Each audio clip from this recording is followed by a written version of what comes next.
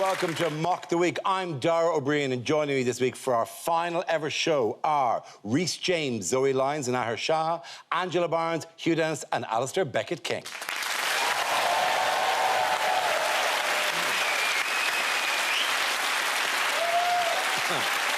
We start tonight with a round called Picture of the Week. I show the panel a topical image and ask them to tell me what's happening. So, teams, what's going on here?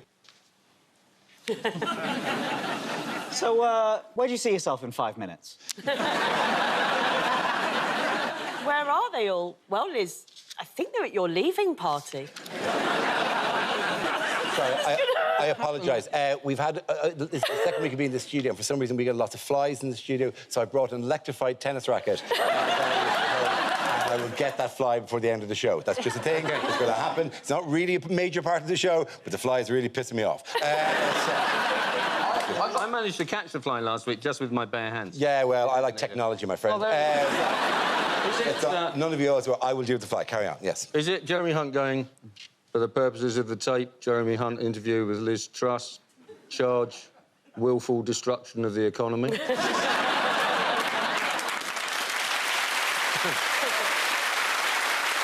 Is it the annual meeting of the Liz Truss and Jeremy Hunt fan club? He's going, oh, no. Who's done this budget for you, love? Is she going, I want you to undo everything? And he's going, I'm not sure that's appropriate. It's very clear from this photo that fundamentally it's curtains for the pair of them. Yeah.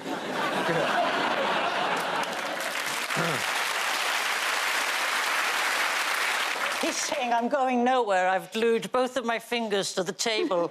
Yeah. She's going, it wasn't me, you see. They told me to do it. That's why none of them are here. Why are there two chairs at the head of the table? Who chairs these meetings, Ant and Dec?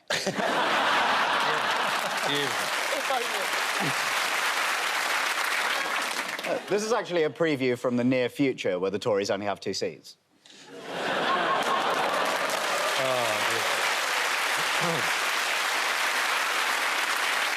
Does anyone have the correct answer, please? That's Jeremy Hunt and Liz Truss. Absolutely right. Thank you very much, Hugh. Very good. Yes. At the time of recording, Hunt is still the Chancellor and Liz Truss is still the Prime Minister. And literally could just do a series of these, just on the off chance. Of course, just after we recorded this, Liz Truss was mounted into a catapult and fired into the sun. It could be anything. Liz Truss was taken out of Downing Street on a gurney, muttering the words, I took decisive action, I took decisive action, I took decisive action. As the doctor says, she'll get all the care she needs. There is a sort of irony that we have been cancelled, but we're still likely to survive longer than Liz Truss.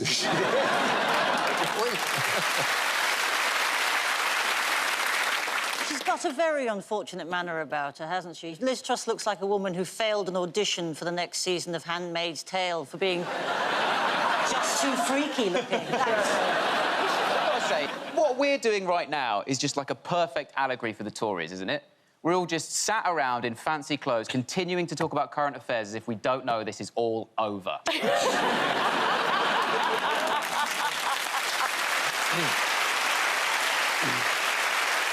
I mean, look, I'm all for this fancy dress code, but it does feel a bit on the nose. We've now dressed like the band on the Titanic. It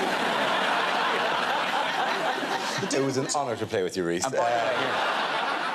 pound is a symbol of British financial stability, isn't it? So if King Charles's picture is on the new ones, he's going to be going... The difficulty I have with this story is that it's about the economy, and for me, the economy is like a family pet with an erection. It's unpleasant, but difficult to ignore. It's interesting, if you go to the Exchequer now, there's a little booth and you pick a number and it goes, Chancellor number 5. What I don't get about the Kwasi thing is so he was summoned back from a meeting in America, he was talking to, like, the IMF, and I read that he didn't know why he was being recalled to the UK, which is weird, because I knew. Call it upon him that he was like, a surprise party pour moi. But he says he didn't have a clue that he was going to be sacked, but he's pretty low on the list of things he didn't have a clue about. Doesn't the Chancellor move into number 11? Yes. Do you think he even had time to, like, put any posters up? I bet he didn't even unpack his toasty maker. I mean, like, not to give it away, but I was on holiday when we were told that this was cancelled, like, whatever. But I was fine, because I was on holiday, so I just ordered some booze. They didn't call me back. They'll cancel the holiday, we can sack you to your face. That's the difference between you and I, you having that lovely I genuinely, when I got the phone call about Not the Week being cancelled, was washing fox shit off a cockapoo. I'm glad you finished that sentence.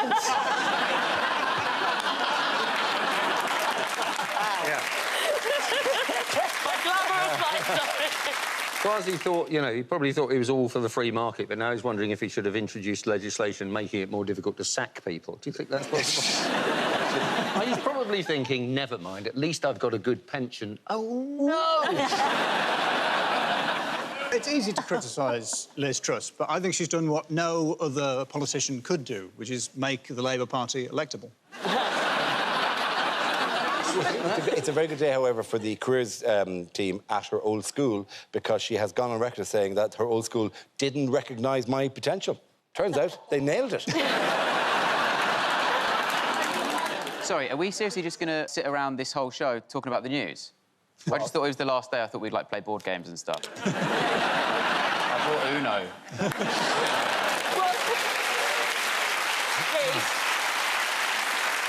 Exactly the same thought, but I was just a bit smarter. I bought the Would I Lie to You game to get some...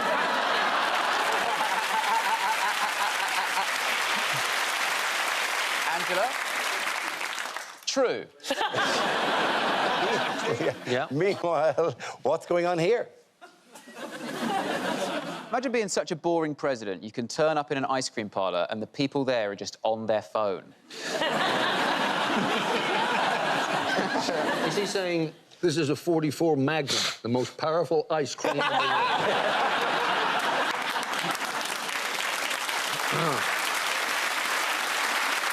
I'll tell you something, I've seen my granddad eat an ice cream, and that is not enough napkins. I think he's just saying, hey, this guy called Kwasi gave me his ice cream and said he needed to run to the airport. I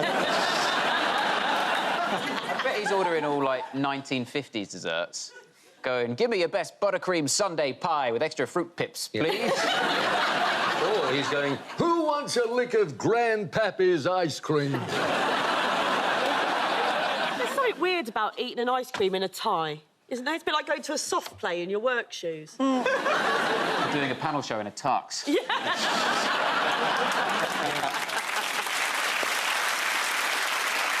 He's going, I've got brain freeze and I haven't even eaten the ice cream. The only cones that Republicans like are the white ones that go over the... Sorry, too edgy. This is why we were cancelled, Alistair. God damn it. You can't lose the racists. I'm sorry, I'd like to apologise to the Ku Klux Klan for any offence in my previous... Has to be Alistair, of all the people on the panel, you'd be the one who'd be least successful as a Ku Klux Klan member, because your hair would come out the bottom of your coat. Wait a minute. Do we really think that he'd be the least successful Ku Klux Klan?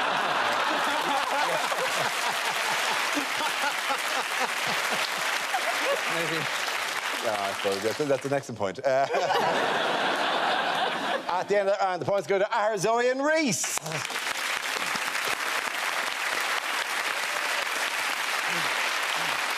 Now we play a round called Wheel of News, because that's what it's always been called. It's always been called Wheel of News. You must be misremembering another name.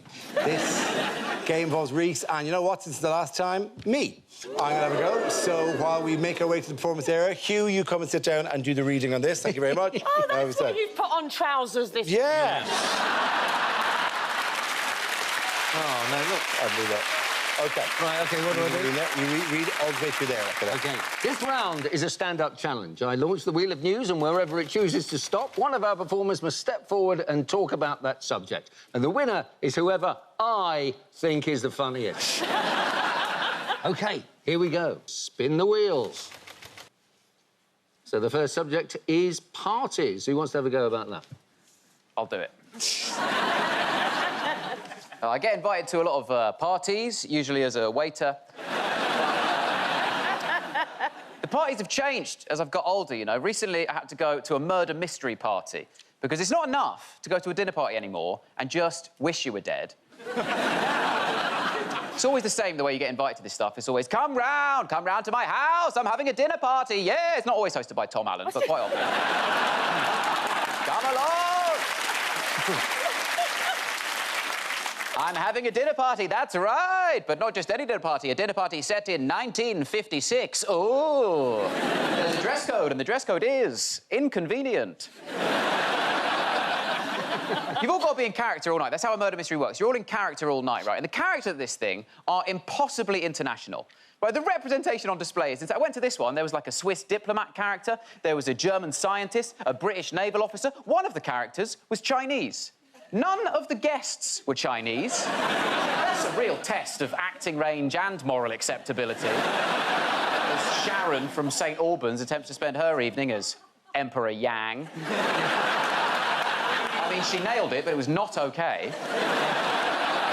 I've got my character. My character was needlessly French. His name was Jacques Philippe. And Jacques Philippe was a struggling French journalist in need of a big story to save his career, right? But I was mingling. I was in character. I was like, OK, I'll go around. I'll be Jacques Philippe. I was there like, bonjour, bonjour, je m'appelle Jacques Philippe. Je suis un struggling French journaliste in need of a grand story to save ma career. Because a French GCSE will only get you so far. As soon as I saw his name, I was like, oh, I hope this guy likes going swimming with his dad, or I'm screwed. OK,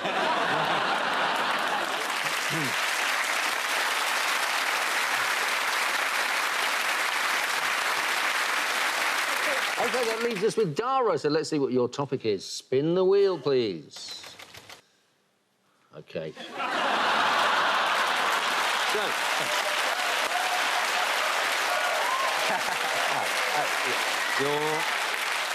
Your topic is job loss? Yeah.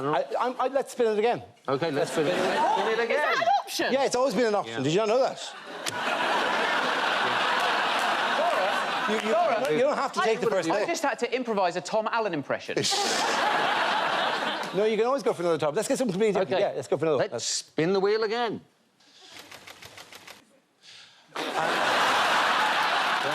This is, I think on here, it's seeking new employment. Is that all right? Just one more. Just go for one more, and we'll see if it's something more. Leave it with me. OK. Well, spin it once more.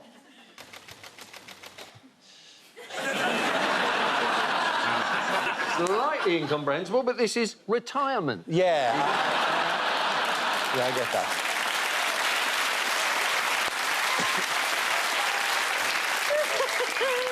Yeah, I'm not ready to be retired for many reasons, not least because I am no use around the house. The one thing I've insisted on the house is that, like, I like the house to be quite automated, and I have done that, like with Alexa, for example. Got Alexa to the house, not because I felt it would automate the house, but also because I felt it'd kind of be sexy. It'd kind of be a cool thing to do. You'd arrive home after an evening out with your lady, and Alexa would be there, and you'd go, Alexa, play some Prince. And then the sweet, funky music would start, and it would all be a lovely mood. Like, but obviously, the limitations of my accent and voice recognition are as you go, Alexa, play some Prince, and Alexa will go, printing documents now. And then you have to bang to the incessant rhythm of the printer. And that is incredibly difficult to maintain. Jesus, those things are relentless. I'm not a young man anymore, but I can do 3 minutes at that speed tops before I'm praying for a paper jam or any kind of cartridge problem, right? But I did put all the others. There's an app you can put all the stuff on your phone onto. The lighting, all this kind of stuff, like whatever. All the all that kind of stuff, like whatever. Never necessarily that smart, like whatever. The lighting, for example, wasn't a great idea because I'd often be woken very middle of the night. I'd be going, oh, the lights, whoa, what are the lights doing on? And then realised that my wife, on the train to work at 7 a.m., had simply taken out her phone and gone, time you got up, bang. Right? So, this is escalating. Onto the same app, I've now put heating and air conditioning. So at will, I can plunge individual rooms into cold and dark, and then use Spotify to play children singing nursery rhymes. I I did this while I was away on tour one day, and then I rang my wife to see if she enjoyed my little joke. And she said, you seem to have forgotten that I was on call tonight. I'm actually at work. But I just had a text from the babysitter, and she's shitting herself. Well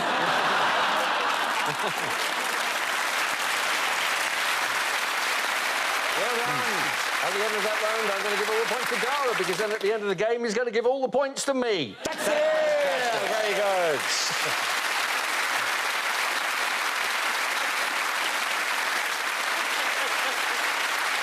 Our next round is called, if this is the answer, what is the question? On the board are 6 categories. Zoe, which category would you like? Let's go with home news, please. Home news it is. If the answer is 17 years, what is the question? Is it when will I hit my sexual peak? What's the maximum amount of time you can reply to a text with, sorry, just saw this? Is it, let's be honest, best case scenario, what Jubilee does Charles make? I said best. I think it's when I take my bra off, how long do my breasts swing like a Newton's cradle? Is it how long do you have to spend in prison until you become an old guy with the book trolley? Until what age did I think when a group of men live together, their boners sync up? I will be taking no further questions. Is it where I come from, what age do you start being a MILF? How long into a relationship is too long to turn to your partner and say, so what kind of music are you into? How long have I secretly preferred Have I Got News for You?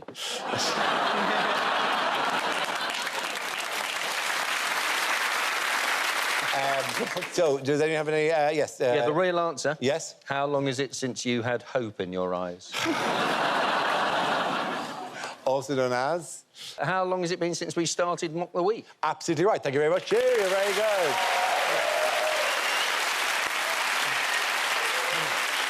Yes, the question I was looking for was, how long has Mock the Week been on TV? This is the news that after 17 years and 232 episodes, Mock the Week is coming to an end. So, how do you feel about the show ending? Not great. Yeah. But I think we've got an opportunity here. Obviously, we've dressed up. We've got to think about what the final shot of the whole thing's going to be. Right. My suggestion is it's Lily Allen playing an acoustic version of the theme tune as a megabus slowly disappears. While we're having a sort of touching, emotional moment, I think I'd just really like to pay tribute to all the female panellists that came before me on this show. So thank you, both of you.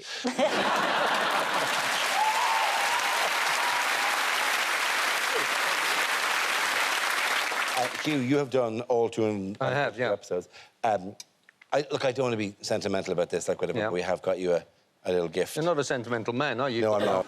But we got you this. It's a commemorative plate, and it just says... well done for doing Mock of the Week.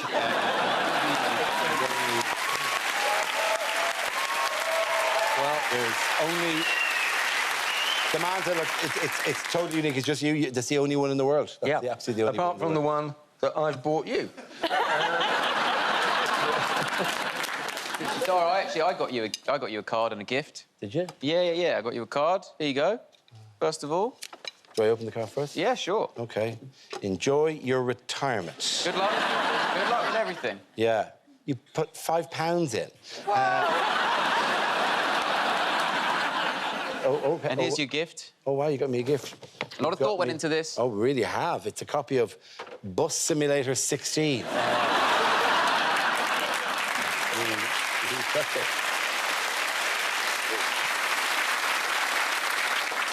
This was my first proper telly job that I got, my first proper bit on telly. And sort of gauging the way the evolution of television goes for women my age. After this, it'll be Loose Women, Rip Off Britain, Death. So this has been... Yeah. This is thanks for the clinical. I am so looking forward... I mean, you know, people have said, what is your favourite moment in the show? And it is... My favourite moment has not yet happened because I know how much you want it, Dara, and I'm really looking forward to the last time you press that buzzer and it launches you into space.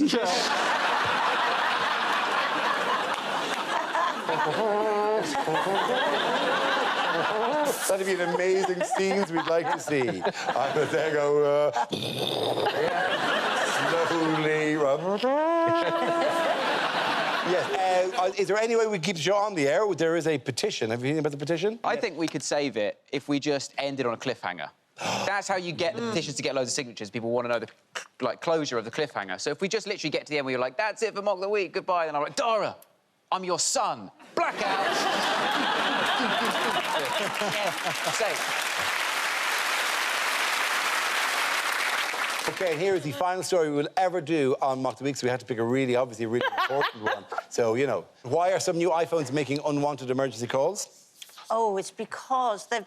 On roller coasters in the States, they've detected movement and have sent out, like, an SOS alarm to iPhone services or whatever. Yeah. So if you go to, you know, Alton Towers or whatever, it will keep sending emergency calls to your family, going, he's on Alton Towers again. Some behaviours will set it off. Vigorous sex, for example, depending on the type of vigorous sex you do. Roller coasters, sex on a roller coaster, particularly dangerous. And it's Apple Watches as well, isn't it? Yeah. So don't let teenage boys wear one, for Christ's sake. Yeah. Also, Dara, do you always have your phone when you're having violent sex, Dara? Well, first, I said vigorous sex, which is very different to violent sex.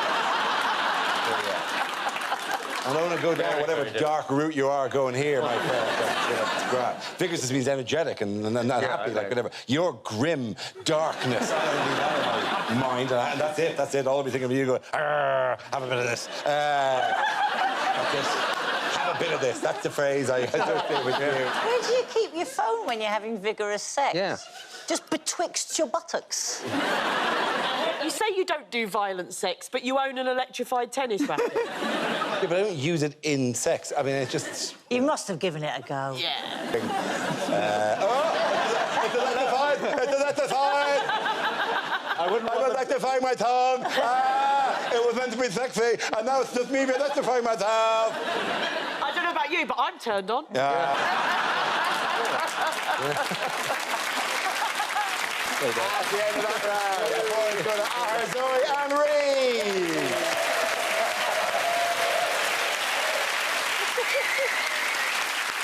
Now we come to scenes we'd like to see. So if everyone can make their way over to the performance area, I'll read out this week's topics, and then we'll see what our panellists can come up with. OK, here we go. The first subject is things you wouldn't hear on a makeover show. So we've put Steve in a Millwall top and some tracky bottoms. You're watching Straight Eye. And to prove I really do think Kate looks better after the makeover, here I am touching her with a barge pole.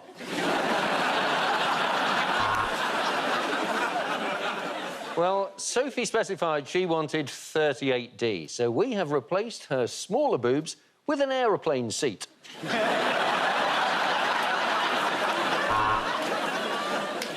Michelle, you wanted to feel 25 again, so we've given you 50 grand's worth of student debt. I call this look Gandalf at a wedding.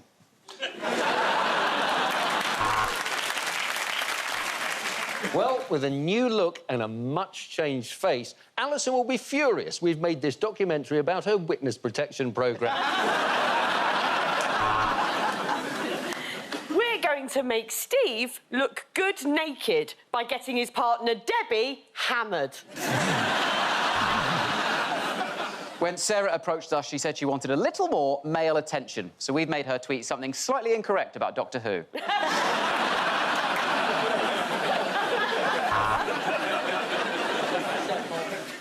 The channel would like to apologise for last week's episode of Look Good Naked with Jacob Rees-Mogg. Some things you really can't unsee. And why does a penis need a monocle?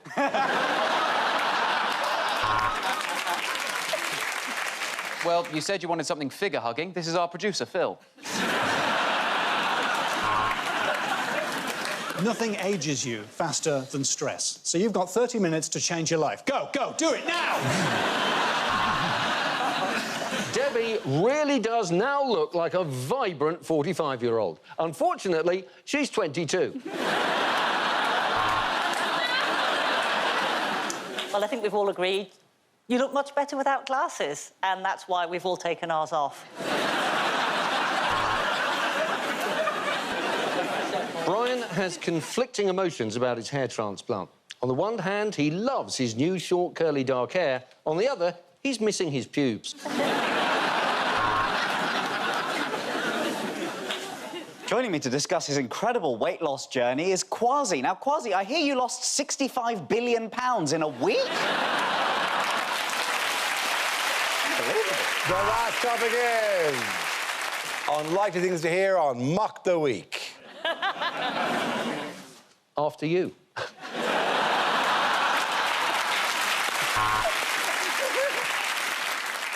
Welcome to Series 22. What I've actually never told Dara is that I've connected his buzzer via Bluetooth to my love eggs.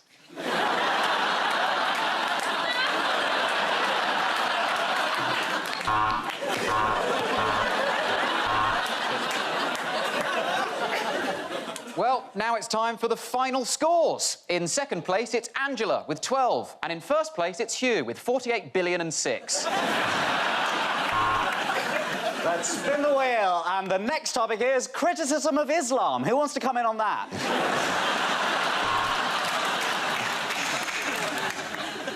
And the show has been saved by an anonymous benefactor. Still the same old show you know and love. Now time for our first round. Ooh, isn't Putin handsome?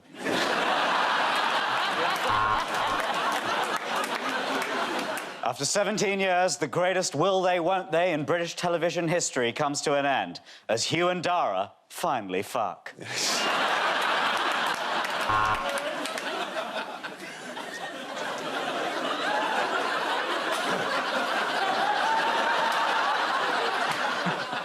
Vigorously.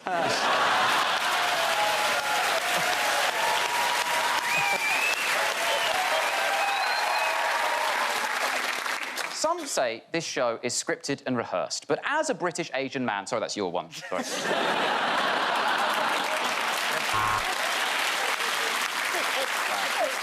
And on this week's episode, 4 women.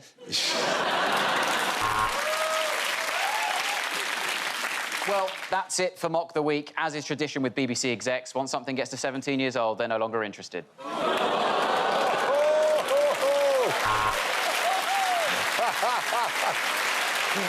Cancel us. At the end of that round, the boys go to Angela, Hugh, and Alistair.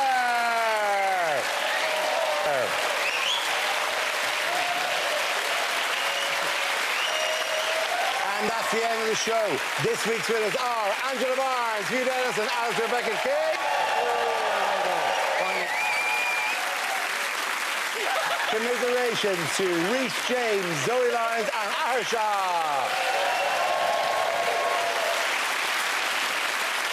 And normally we just finish there, but this is the last episode, so, well, I say it's the last episode. Over the next 2 weeks, we'll be showing compilations, a history of Mock the Week, going back to the very, very start and coming all the way up to where we're at. That'll be over the next 2 weeks at the same time. We've been on for the last 17 years. We've done 232 episodes featuring 131 comedians. We've seen out 6 prime ministers, 4 US presidents, 7 England football managers, and 2 archbishops of Canterbury. That wasn't a big deal. Can I say that I have prepared a little speech? Because I get quite... Do you mind if I... Oh, by all means, yes. Just a little speech. Goodbye. That's literally it. It has been an absolute blast to do it, however, and we also leave with the quiet pride of knowing that in the years that we've been on, we have now left the country in a far more stable, prosperous and happy situation than it was when we started, and we'll always have that. We're not a very sentimental, very mawkish show, so we're just going to say on behalf of the production team, on behalf of myself and all the comedians here, it's been an absolute joy to talk to you and an honour. I'm Dara Breen. Good night.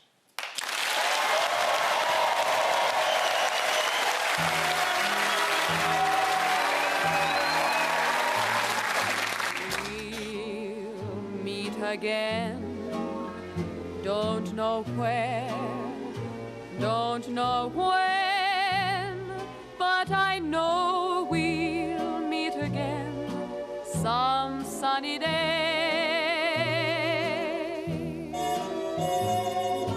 Keep smiling through like you always do, till the blue skies drive the dark clouds far away. God, I just had a terrible dream. I was hosting a topical panel show for 17 years. It went on and on and on. Honey, honey, honey. Yes, Dara? No!